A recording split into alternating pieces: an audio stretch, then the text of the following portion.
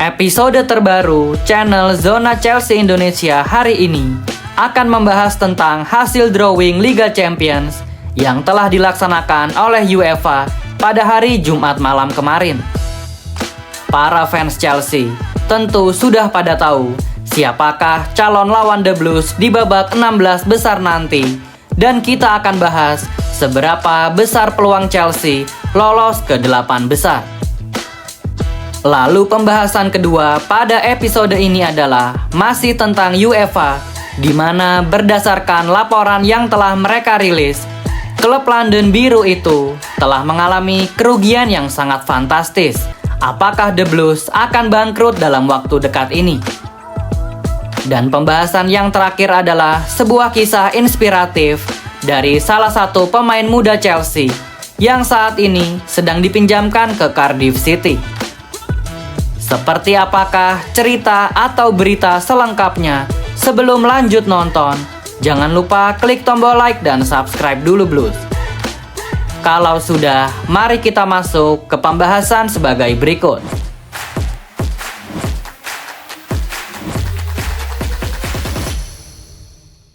UEFA baru saja melakukan undian untuk menentukan bagan dan siapa-siapa saja yang akan bertemu di babak 16 besar nanti. Jika kita melihat bagan ini, di bagian sebelah kiri diisi oleh tim-tim papan atas yang mayoritas pernah memiliki sejarah memenangkan trofi si kuping besar. Sementara jika kita melihat bagan sebelah kanan, hanya satu tim saja yang sepanjang sejarah mampu memenangkan turnamen ini. Seperti kita ketahui bersama, Chelsea akan melawan sang jawara bertahan, yaitu Paris Saint-Germain, pada tanggal 12 Maret untuk leg pertama dan 18 Maret untuk leg kedua. Leg pertama akan dilangsungkan di Stadion PSG Parc des Princes, sementara leg kedua akan dimainkan di Stamford Bridge. Pertemuan ini akan menjadi pertemuan yang sangat dinanti-nanti oleh para fans kedua tim maupun pecinta sepak bola secara umum, karena akan mempertemukan kembali antara sang finalis Piala Dunia antar klub. Pada partai final tersebut, The Blues telah membuktikan diri untuk melibas sang peraih quadruple, bahkan dengan skor yang mencolok, yaitu 3-0. Tak sedikit fans sepak bola yang meragukan kemenangan Chelsea kala itu, karena menurut mereka, piala tersebut bukanlah termasuk piala bergengsi, apalagi pertandingan dimainkan di cuaca yang sangat panas atau tidak ideal. Maka dari itu, pertemuan klasik Chelsea melawan PSG di babak 16 besar UCL ini sangat dinanti-nanti oleh para fans sepak bola. Apakah The Blues kembali keluar sebagai pemenang, atau kali ini justru sebaliknya, yaitu Les Parisiens lah yang akan tersenyum lebar. Sang pelatih PSG, yaitu Luis Enrique, telah memberikan pernyataan bahwa tidak ada semangat untuk balas dendam atas kekalahan terakhir kali mereka. Namun Enrique mengatakan bahwa skuad PSG sangat termotivasi untuk bermain melawan tim dari Inggris, dan juga ia mengatakan bahwa Chelsea telah banyak berubah sejak turnamen Piala Dunia antar klub. Sejak Piala Dunia antar klub, Chelsea memang bisa dibilang menjadi tim yang sangat berbeda. Perbedaan di sini justru cenderung ke arah negatif karena beberapa hal banyak yang berubah dari skuad Chelsea. Mulai dari komposisi skuad sangat menurun jika dibandingkan di musim sebelumnya. Lalu menurunnya Cole Palmer yang disebabkan karena cedera misterius yang ia derita. Selanjutnya absennya Levi Colwill yang bermain sangat fantastis saat melawan PSG. Dan sejak dirinya absen karena cedera, The Blues tampak seperti tim yang berbeda. Akan tetapi, perbedaan yang paling mencolok adalah pergantian sang manajer, di mana Enzo Maresca telah digantikan oleh Liam Ross Senior. Jika kita melihat head-to-head di antara Luis Enrique melawan Liam Ross Senior di kompetisi Liga Prancis pada musim lalu dan juga di musim ini, kedua pelatih tercatat telah bertemu sebanyak 3 kali, dengan rincian sama-sama pernah saling mengalahkan dan 1 kali imbang.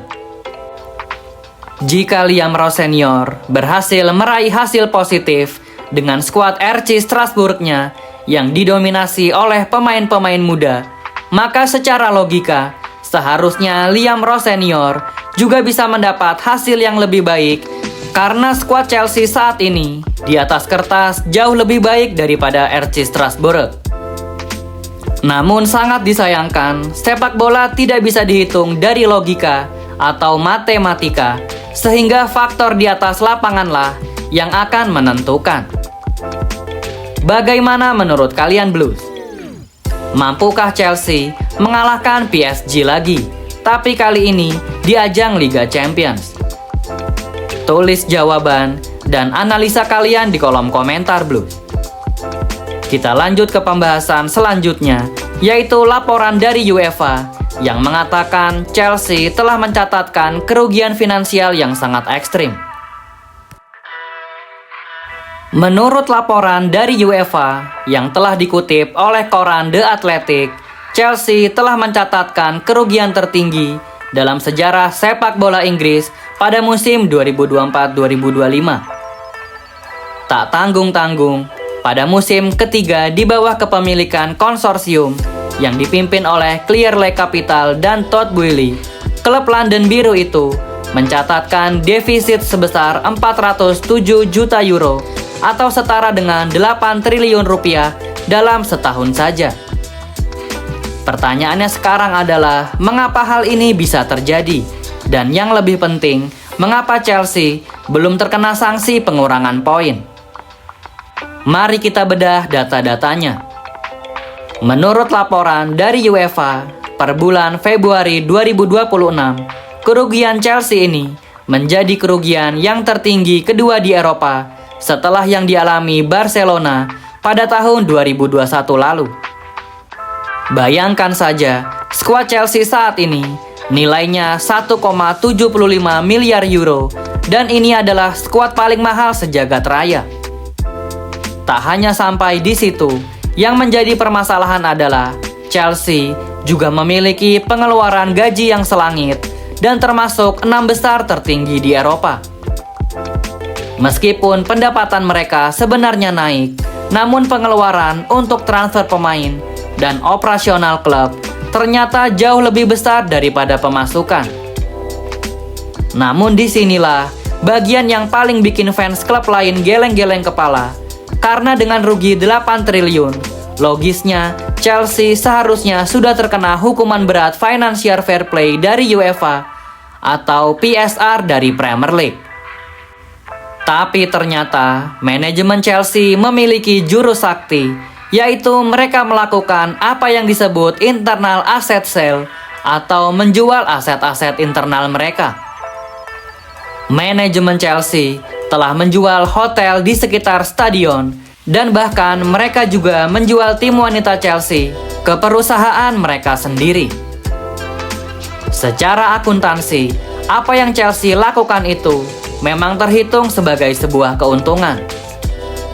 Di atas kertas, meskipun menurut pembukuan UEFA, Chelsea mendapat rapot merah membara, akan tetapi di mata Premier League, keuangan Chelsea masih terbilang aman atau mematuhi aturan. Dengan demikian, apakah Chelsea akan bangkrut atau harus menjual pemain bintang mereka seperti Cole Palmer untuk menutupi kerugiannya? Jawabannya adalah belum tentu, karena manajemen Chelsea justru mengklaim sebaliknya bahwa kondisi keuangan mereka sekarang sudah jauh lebih stabil jika dibandingkan dengan tahun lalu. Manajemen Chelsea merasa tak perlu melakukan fire sale atau cuci gudang pemain hanya untuk menutupi lubang-lubang kerugian yang mereka alami. Tapi tetap saja, setelah laporan dari UEFA ini, kedepannya The Blues akan mendapat pengawasan ketat dari UEFA, sehingga pergerakan Chelsea di bursa transfer yang akan datang pasti akan jauh lebih terbatas. Bagaimana menurut kalian Blues? Apakah kerugian ini bisa membuat Chelsea menjual bintang-bintang mereka seperti Cole Palmer, Enzo Fernandez, dan Moises Caicedo? Tulis jawaban dan opini kalian di kolom komentar Blues. Kita lanjut ke pembahasan yang terakhir, yaitu kisah inspirasional dari pemain muda Chelsea yang sedang dipinjamkan, yaitu Omari Kellyman. Punya gaji miliaran di usia 18 tahun, tetapi justru malah depresi dan ingin pensiun dini. Inilah kisah gila dari Omari Kellyman, pemain Chelsea seharga 380 miliar rupiah yang mengaku sempat menghabiskan seluruh gajinya untuk bermain golf dan foya-foya karena frustrasi. Bergabung dari Aston Villa pada tahun 2024, Omari Kellyman datang sebagai wonderkid masa depan. Pindah ke Chelsea yang bisa dibilang sebagai mimpi, namun mimpi itu berubah menjadi sebuah mimpi buruk. Cedera parah menghampirinya segera setelah tiba di London. Dalam wawancara terbarunya dengan The Athletic, Omari Kellyman membuat sebuah pengakuan jujur bahwa ia mengatakan dia merasa bukan pesepak bola lagi. Di saat mentalnya yang sedang hancur, Omari Kellyman justru terjebak dalam downward spiral. Ia mencoba untuk merasa kaya karena tidak bisa merasa hebat di atas lapangan. Omari Kellyman menghabiskan gajinya untuk bermain golf setiap hari dan juga belanja barang-barang mewah secara impulsif. Dia mengakui sendiri bahwa ia kehilangan arah dan bahkan sempat terpikir untuk gantung sepatu pada usia remaja. Beruntung untuknya, dukungan dari sang kapten Reece James yang berperan sebagai mentor karena kebetulan mereka berdua sering bertemu di meja perawatan, lalu keputusan pindah ke Cardiff City sebagai pemain pinjaman akhirnya berhasil menyelamatkan karirnya.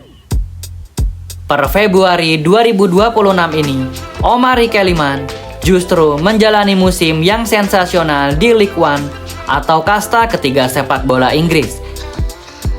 Dia berhasil mencetak 7 gol dalam 6 laga terakhirnya dan berhasil membawa Cardiff City sebagai pemuncak klasmen sementara. Omari Kellyman kini telah membuang stick golfnya jauh-jauh dan kembali memegang kendali di lapangan hijau. Kisah ini telah membuktikan kepada kita semua bahwa kesehatan mental itu nyata adanya di dunia sepak bola, meskipun mereka memiliki gaji miliaran setiap minggunya. Omari Kellyman dari yang hampir pensiun, kini ia siap kembali ke Chelsea sebagai bintang di masa depan nanti. Bagaimana menurut kalian Blues? Apakah Omari Kellyman bisa menjadi starter Chelsea di musim depan? Atau lebih baik, ia kembali dipinjamkan selama 1 musim lagi? Tulis jawaban dan opini kalian di kolom komentar Blues. Thank you yang udah nonton episode ini. Jangan lupa like, komen, share, dan subscribe sebagai support channel Zona Chelsea Indonesia. Sampai jumpa lagi di episode-episode selanjutnya. Dan jangan lupakan untuk nyalakan lonceng notifikasi karena kami akan mengupdate seputar kabar Chelsea sesering mungkin. Thank you for watching and keep the blue flag flying high.